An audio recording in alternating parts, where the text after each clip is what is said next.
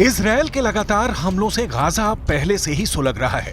अब फिलिस्तीन का बड़ा हिस्सा कहा जाने वाला वेस्ट बैंक का इलाका भी उबलने लगा है। इजरायल ने अब यहां कर दी है ड्रोन स्ट्राइक। हमला ऐसा कि एक ही वार में 6 लोग मारे गए।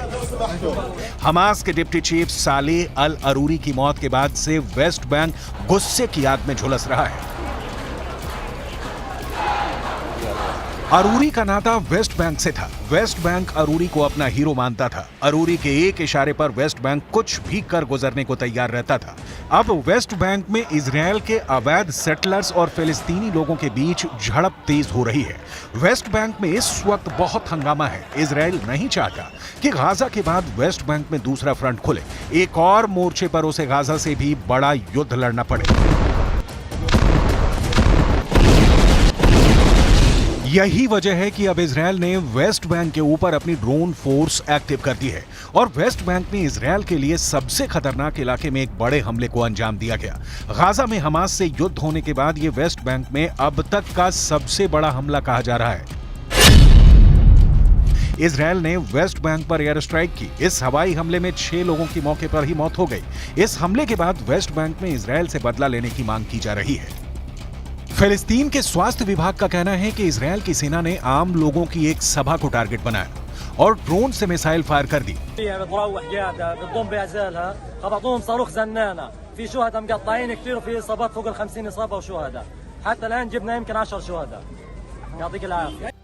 वेस्ट बैंक के लोगों को लगने लगा है कि इजरायल से डील करना है तो हमास की तरह लड़ना है। वेस्ट बैंक इस वक्त जश्न के बीच ऐसे बारूद के ढेर पर बैठ चुका है जिसका ट्रिगर कब दबेगा ये इजरायल भी नहीं जानता।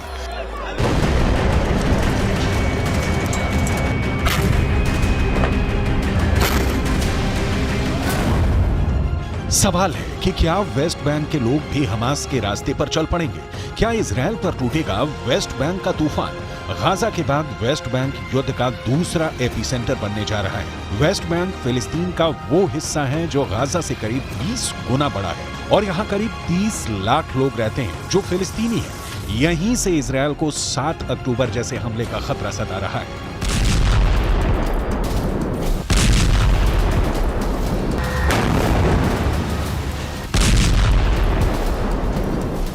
ऐसा इसलिए क्योंकि वेस्ट बैंक के फतह मूवमेंट के नेता समीर अल मशरावी ने बहुत बड़ी बात कह दी है।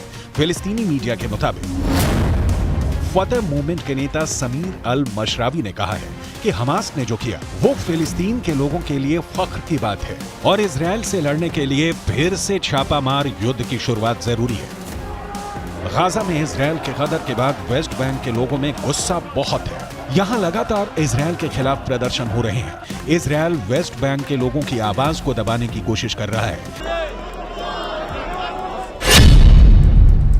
फिलिस्तीन की सरकार का कहना है कि 7 अक्टूबर को युद्ध शुरू होने के बाद से अब तक वेस्ट बैंक में हुए हमलों में 329 लोगों की मौत हो चुकी है, जबकि 1200 से ज्यादा लोग घायल हैं और 240 लोगों को आईडीएफ ने बंधक बना लिया है। أطفال بموتوا مشايخ وين العالم وين المجتمع الدولي وين العرب يخافوا الله حبس حرام قاعدوا أمان ليش يقصفوهم هذا عدو ظالم ما درس الله بس اتحركوا يا عرب حسبنا الله ونعم الوكيل। एक तरफ फिलिस्तीन है जो इजरायल में मासूमों के कत्ल का आरोप लगा रहा है तो दूसरी तरफ इजरायल की सरकार जिसे हमास के खात्मे से कम कुछ भी मंजूर नहीं है। इजरायल के प्रधानमंत्री नेतन्याहू ने एक बार फिर दोहराया है कि उनकी सेना का यह ऑपरेशन तब तक खत्म नहीं होगा जब तक कि फिलिस्तीन से हमास के लड़ाकों का पूरी तरह से खात्मा नहीं हो जाता।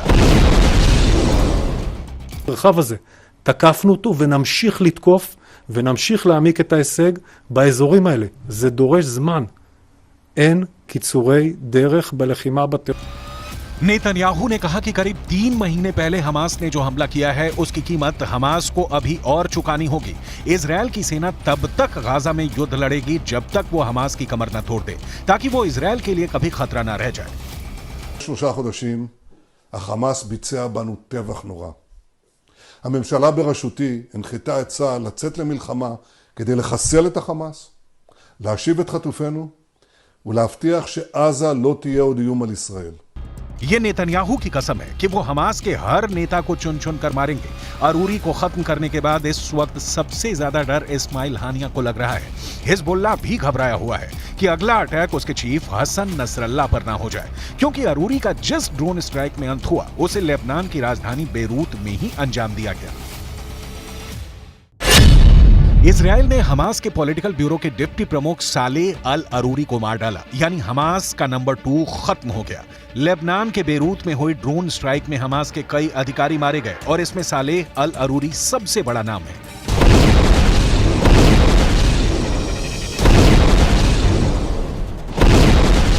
والقامة الوطنية الكبيرة شهيد الشيخ صالح العاروري أبو محمد، نؤكد أن اغتيال الاحتلال الصهيوني للأخ القائد الوطني الكبير المجاهد हमास बहुत अच्छी तरह जानता है कि इजराइल अपने दुश्मनों को पाताल में भी नहीं बख्शता। यही वजह है कि अब बैंक में अरूरी के समर्थन में उठने वाले हर सिर को नेतन्याहू की सेना कुचल देना चाहती है।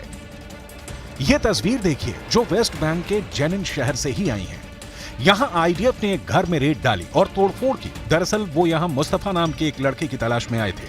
मुस्तफा के पिता का कहना है कि वो जब पहली बार इजरायली सेना ने यहां रेड डाली उससे पहले ही उनका बेटा यहां नहीं है। फिर भी इजरायल की सेना यहां बार बार आती है। इजरायल की सेना को शक है कि अरूरी की मौत के बाद वेस्ट बैंक में हुई हिंसा में कहीं ना कहीं मुस्तफा का हाथ है। قلب البيت مش واحد ولا اثنين ولا ثلاثة كانوا وهون يطخوا على البيت.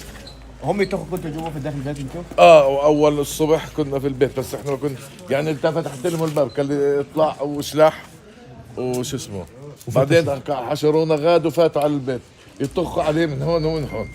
सालेह अल अरूरी इसलिए बड़ा नाम था क्योंकि 7 अक्टूबर के हमले के बारे में जिन टॉप कमांडर्स को जानकारी थी उसमें अरूरी का भी नाम था।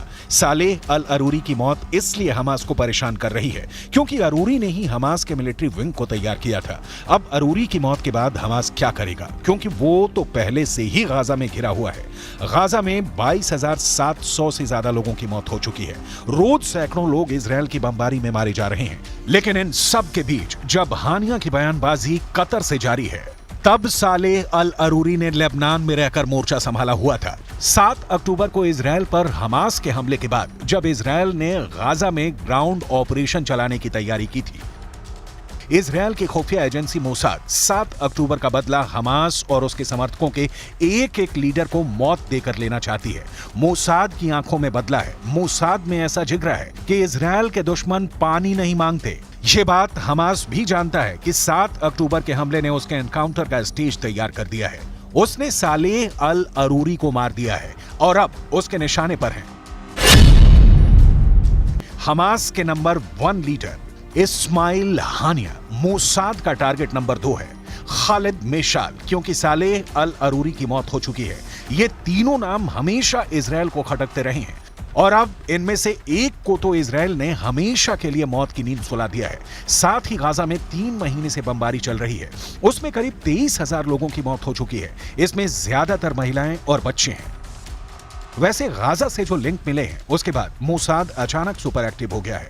नेतन्याहू के ऑर्डर पर मुद्दा अब सिर्फ ऑपरेशन है और नेतन्याहू ने तो साफ साफ कह ही दिया है कि दुनिया का कोई भी कोना हो, चाहे वो गाजा हो या फिर कोई और जगह, हमास का अंत फाइनल है और ये होकर रहेगा। हालांकि ये अंत कब होगा ये कोई नहीं जानता है, क्योंकि भले ही इजरायल ने हमास को नेस्तनाबूद करने की कसम खा रखी हो, लेकिन सच यही है कि हमास से भी इजरायल को कड़ी टक्कर मिल रही है।